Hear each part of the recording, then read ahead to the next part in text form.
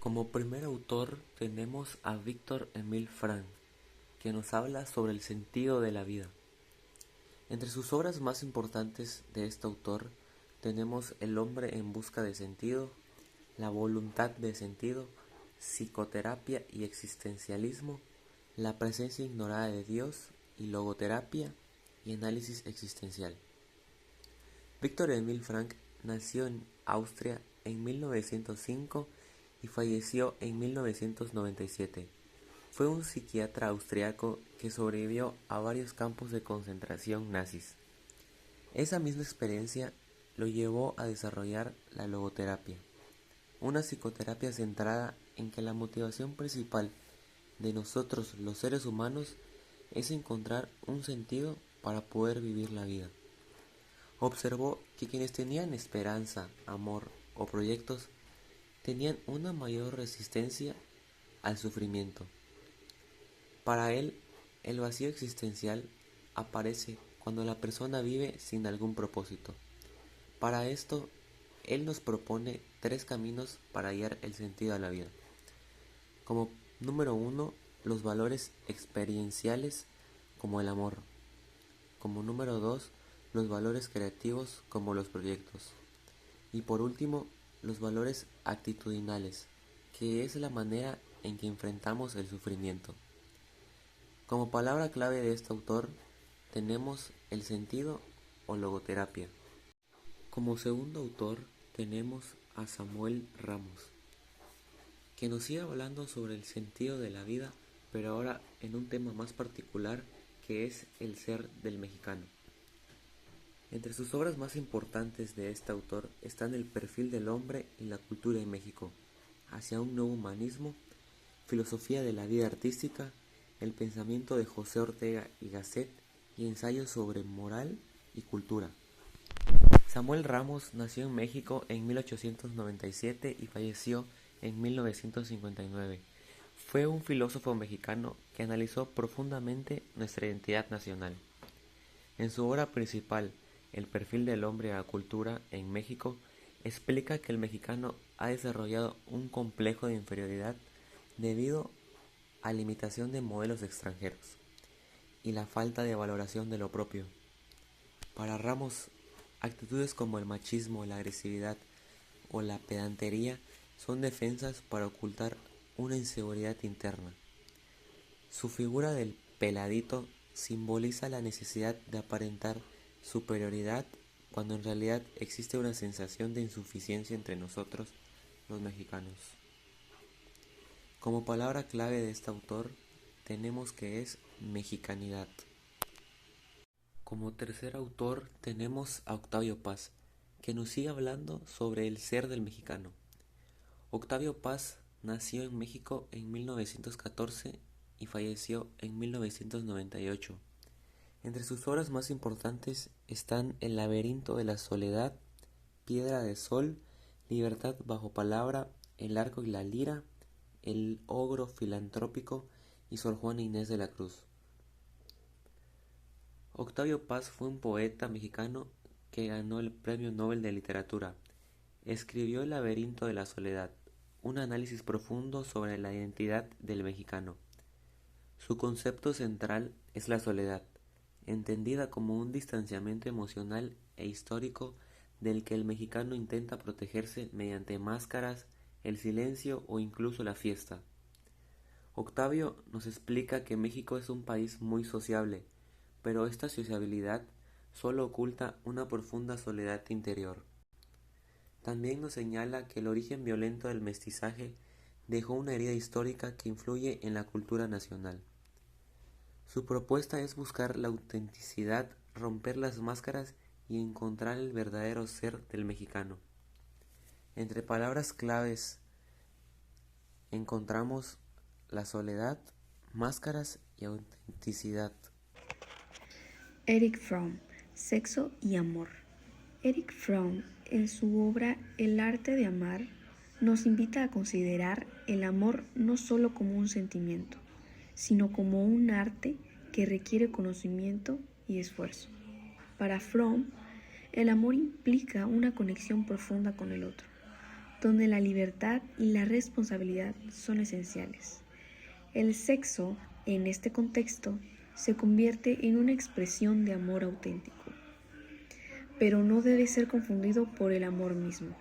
La filosofía de Fromm nos invita a cultivar relaciones basadas en la comprensión y el respeto, en lugar de la mera búsqueda del placer físico. Así, el amor se transforma en un acto de creación y conexión humana. Arthur Schopenhauer, el pesimismo. Arthur Schopenhauer, conocido por su visión pesimista de la vida, argumenta que el sufrimiento es inherente a la existencia humana. Según él, el deseo y la insatisfacción son fuerzas que nos impulsan, pero también nos condenan. El amor, en su perspectiva, se presenta como una ilusión que nos lleva a perpetuar el ciclo del sufrimiento. Schopenhauer sugiere que el amor puede ser un escape temporal del dolor, pero nunca una solución duradera en su filosofía. El pesimismo se convierte en una forma de aceptar la realidad tal como es, liberándonos de las ilusiones que nos atrapan. Antonio Caso, la esperanza. Antonio Caso, filósofo mexicano, aborda la esperanza como una fuerza vital que impulsa al ser humano hacia el futuro. En su visión, la esperanza no es solo una expectativa pasiva, sino una actitud activa que nos motiva a buscar nuestro propósito. Para Caso, el amor y la esperanza están intrínsecamente conectadas. Amor es también tener fe en el potencial de lo que puede ser. La esperanza se convierte en un faro que nos guía a través de las dificultades, recordándonos que a pesar de la adversidad siempre hay espacio para el crecimiento y la transformación. Miguel de Montaigne, el miedo. Miguel de Montaigne, a través de sus ensayos, nos invita a reflexionar sobre el miedo como una experiencia humana universal. Para Montaigne, el miedo puede ser tanto un obstáculo como un maestro. Nos muestra nuestras vulnerabilidades y nos obliga a confrontar la realidad de nuestra existencia. En el contexto del amor y las relaciones, el miedo puede surgir del temor a la pérdida o el rechazo. Sin embargo, al reconocer y aceptar nuestros miedos, podemos encontrar la valentía para amar de manera más auténtica y profunda, transformando el miedo en una oportunidad de crecimiento personal. Søren Kierkegaard, la angustia. Søren Kierkegaard, a menudo considerado el padre del existencialismo, aborda la angustia como un estado fundamental de la condición humana. Para él, la angustia surge de la libertad y la responsabilidad que conlleva la existencia.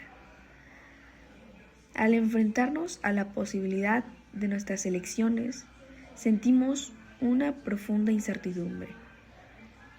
En el contexto del amor, esta angustia puede manifestarse como el miedo a comprometerse o a perder al ser amado. Sin embargo, Kierkegaard sugiere que abrazar esta angustia es esencial para alcanzar una vida auténtica a través de la aceptación de nuestra angustia. Encontramos el camino hacia la autenticidad y el amor verdadero. Capítulo 3.1. Existencia y esencia de Dios. Hoy hablaré sobre San Agustín de Hipona, uno de los filósofos cristianos más importantes, nacido en 350 y fallecido en 430. Su reflexión se centra en el problema de la existencia y esencia de Dios, tema central de la filosofía medieval. Para San Agustín, Dios existe de manera evidente, pero aún así propone argumentos como la prueba no lógica, que afirma que dentro de nuestra vida espiritual descubrimos verdades eternas que no dependen del tiempo ni del espacio. Estas verdades, al ser perfectas e inmutables, apuntan a la existencia de un ser absoluto y trascendente, Dios. San Agustín explica también que la esencia de Dios es infinita e incomprensible. Si pudiéramos comprenderlo por completo, ya no sería Dios, porque nuestro entendimiento sería mayor que Él. Para Él, Dios es eterno, omnipresente, perfecto y sin necesidad alguna. Algunas de sus obras más importantes son Confesiones, La ciudad de Dios y De Trinitate. Capítulo 3.2. La muerte, la libertad, la nada y la ipseidad. El siguiente autor es Jean-Paul Sartre, filósofo francés nacido en 1905 y fallecido en 1980. Es uno de los máximos representantes del existencialismo. Sartre reflexiona sobre la muerte, la libertad, la nada y la ipseidad, que se entiende como el hecho de que el hombre se hace a sí mismo. Para Sartre, el ser humano es libertad absoluta. Somos responsables de todo lo que hacemos, no existen excusas ni destino, pues estamos condenados a ser libres. Además, somos una nada, porque la conciencia no es un objeto con esencia fija, sino pura posibilidad. Esto significa que primero existimos y después construimos nuestra esencia. La muerte forma parte de esta realidad. Es un límite que nos recuerda que somos responsables de lo que lleguemos a ser. En la ipseidad, Sartre explica que el hombre no tiene naturaleza predeterminada. Cada persona crea su propio trayecto de vida. Algunas de sus obras más importantes son El ser y la nada, El existencialismo es un humanismo y La náusea. Capítulo 3.3. El absurdo. Ahora hablaré de Albert Camus, escritor y filósofo francés nacido en 1913 y fallecido en 1960. Camus es conocido por desarrollar el concepto del absurdo, que aparece cuando el ser humano busca sentido en un mundo que no lo tiene.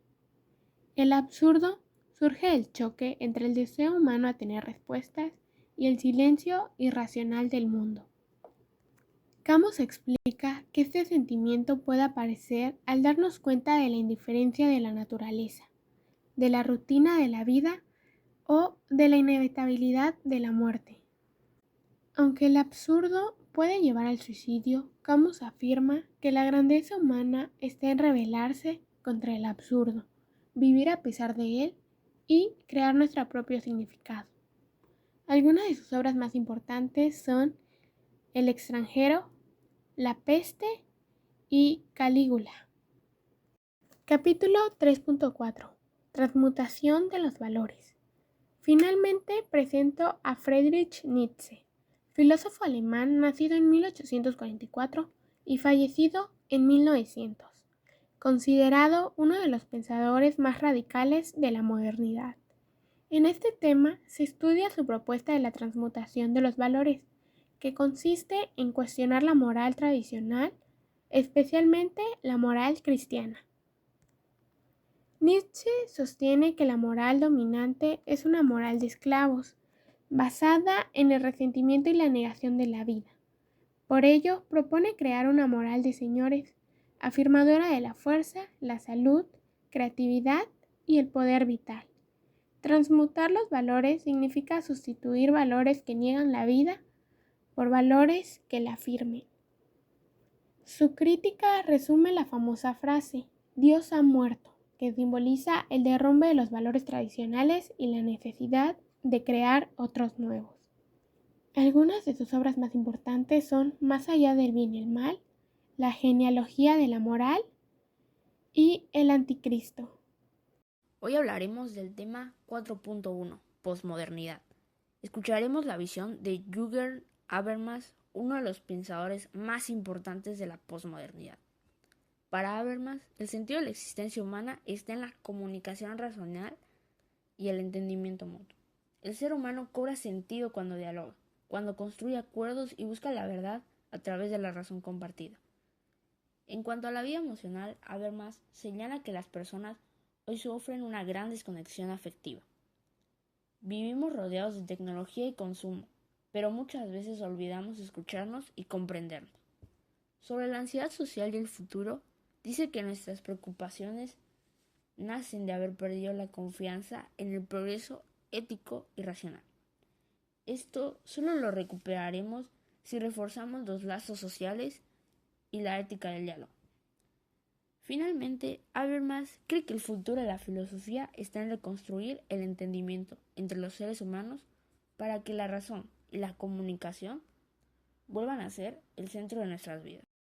Hoy hablaremos del tema posmodernidad, pero esta vez conoceremos la visión de Giovanni Battimo, filósofo italiano y una de las voces más influyentes del pensamiento posmoderno. Para Battimo, el sentido de la existencia no está en una verdad universal, sino en la diversidad de interpretaciones. Cada ser humano da significado a su vida, desde su historia, su lenguaje y su libertad. Respecto a las emociones, Battimo considera que vivimos en una era de afectos múltiples y cambiantes. Las relaciones pueden ser más frágiles, pero también más abiertas y flexibles, reflejando la pluralidad de nuestros tiempos. Sobre la preocupación por el futuro, afirma que la posmodernidad nos enfrenta a la incertidumbre. Ya no hay verdades absolutas, ni caminos seguros. Y, aunque eso produce miedo, también nos ofrece libertad para crear nuestro propio destino. Por último, para Battimo, el futuro de la filosofía no está en imponer ideas, sino en aceptar la debilidad del pensamiento y abrir el diálogo entre diferentes culturas y modos de vida. En este tema vimos dos visiones de la posmodernidad: Habermas, que es la razón comunicativa, y Battimo, la libertad interpretativa. Ambas nos invitan a pensar quiénes somos en este mundo cambiante.